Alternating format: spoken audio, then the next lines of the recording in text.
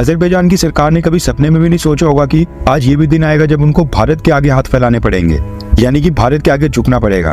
Azerbaijan जो फालतू में भारत के कश्मीर मसले में लगातार टांग अड़ा रहा था, पाकिस्तान की भाषा बोल रहा था, अब उसका खामियाजा भुगतने के लिए भारत सरकार अजरबैजान के खिलाफ स्टेप उठाने जा रही है। दरअसल न्यूज निकल कर आ रही है कि अजरबैजान ने ब्रिक्स संगठन का मेंबर बनने के लिए एप्लीकेशन भेजी है, लेकिन अजरबैजान को तब तक मेंबर नहीं बनाया जाएगा जब तक भारत का अप्रूवल नहीं मिलेगा, क्योंकि भारत ब्रिक्स का फाउंडिंग मेंबर है। भारत की सरकार अजरबैजान को कोई भी भाव नहीं दे रही है। 22 से 24 अक्टूबर के बीच ब्रिक्स का शिखर सम्मेलन होना है। जानकारी के मुताबिक 34 देशों ने इस संगठन की सदस्यता के लिए आवेदन कर दिया है। इन देशों में पाकिस्तान, तुर्की, सीरिया। सो इंडिया ये कह सकता है, stop Pakistan to tell them how important we are in the region and how important we are in the BRICS. You are at the mercy of India in case you have to be the member of the BRICS.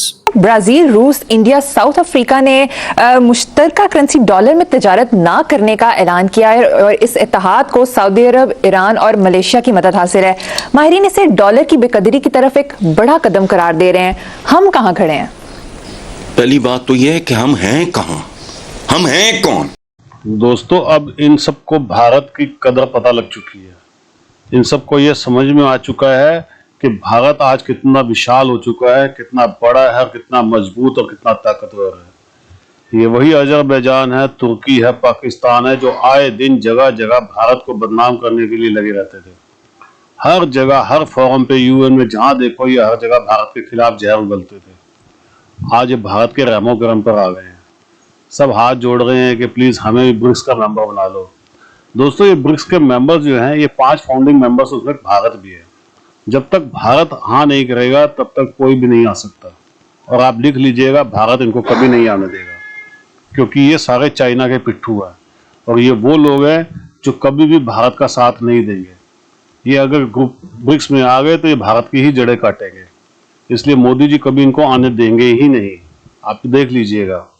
और जैसे जैसे ये group बड़ा होगा, भारत इसको छोड़ देगा, side से निकल जाएगा, क्योंकि भारत को पता है कि फिर ये बाद में बर्बाद हो जाएंगे।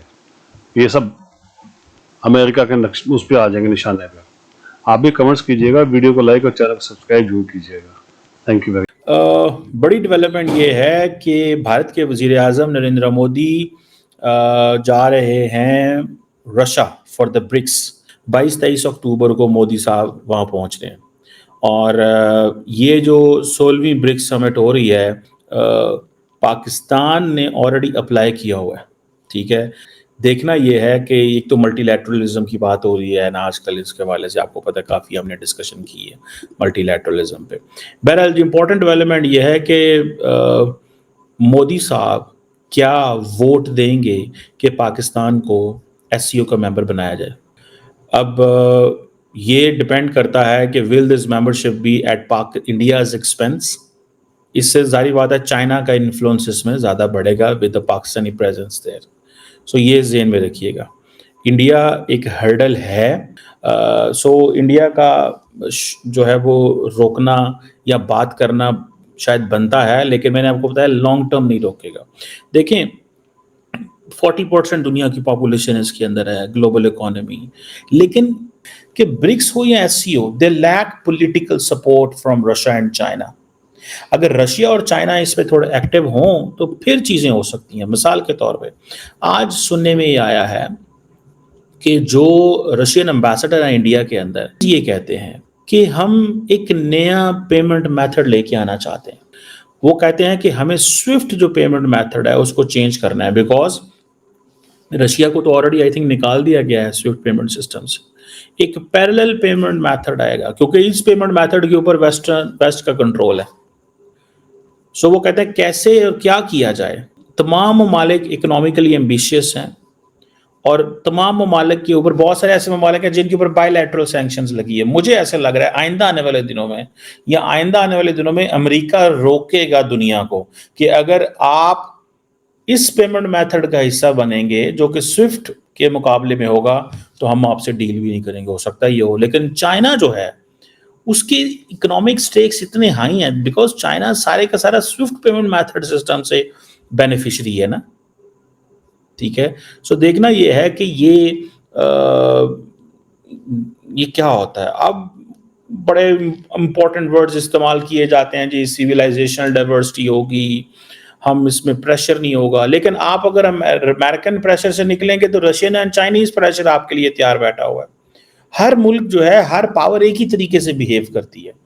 प्राइम मिनिस्टर मोदी जा रहे हैं, 40 अदर मुल्कों के भी हेड ऑफ गवर्नमेंट्स जा रहे हैं, स्टेट्स जा रहे हैं। लेकिन जाहिर बात है रशिया के अंदर सड़कें बंद नहीं होंगी, शहर बंद नहीं होंगे, कुछ बंद नहीं होगा, ठीक है, जैसे हमने पाकिस्तान में किया है। हमने पाकिस्तान में हर चीज़ बंद कर दी, लेकिन वो जारी बात है जो लोग सिक्योरिटी देखते हैं उनको पता है कि ये क्यों करना ज़रूरी है और क्या करना ज़रूरी है। सो इंडिया ये कह सकता है, stop Pakistan to tell them how important we are in the region and how important we are in the BRICS. You are at the mercy of India in case you have to be the member of the BRICS. ठीक है ना जी। सो पाकिस्तान की जो membership है, ये जो application है, ये बिल्कुल बोले ना एक नई फर्स्ट स्टेज पे है। So we can not think so much on this. So Indians क्या कहते हैं? इंडियंस का मौक़िफ़ ये है कि स्ट्रॉन्गर इंस्टीट्यूशनल फिल्टर्स होने चाहिए, ठीक है जी। इंस्टीट्यूशनल फिल्टर होने चाहिए, और लोग अगर इसमें मेंबर बनना चाहते हैं तो मिनिमम एंट्री रिक्वायरमेंट होनी चाहिए ताकि इस क्लब को एक्सपैंड किया जा सके। मैंने आपको बताया इंडियंस कॉन्टिन्यूसली ये जो स्विफ्ट पेमेंट मेथड रशियंस लाना चाहते हैं, इंडियन इसका हिस्सा बनेंगे। मैं आपको बात बताऊं, because Indians are already working on dedollarisation, लेकिन अनऑफिशियली। इंडियंस अनऑफिशियली इस पे काम कर रहे हैं, वो सरेआम शोर डाल के नहीं कर रहे कि हाँ जी हमें ये करना है और हमें करना चाहिए ना। क्योंकि चाइनीज भी ये कहते हैं कि इंडियंस जो है वो बहुत ज़्यादा करीब है अमेरिका के, जिसकी वजह से ब्रिक्स जो है it is not a good block जिससे हम चीज़ें ड्राइव कर सकें, ठीक है। चाइना, इंडिया अपने ऑल्टरनेट ग्लोबल साउथ को भी अहमियत दे रहा है, ठीक है जी। वो अपनी ग्लोबल साउथ की कॉन्फ्रेंसेस जो है वो सालाना बुला रहा है, एक मैसेज देने के लिए कि कल कौन को ये जो मॉडल है ये हमें हेल्प करेगा, ठीक है जी।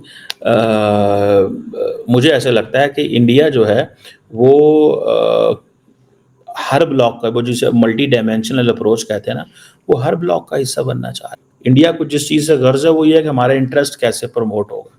That is what India is saying.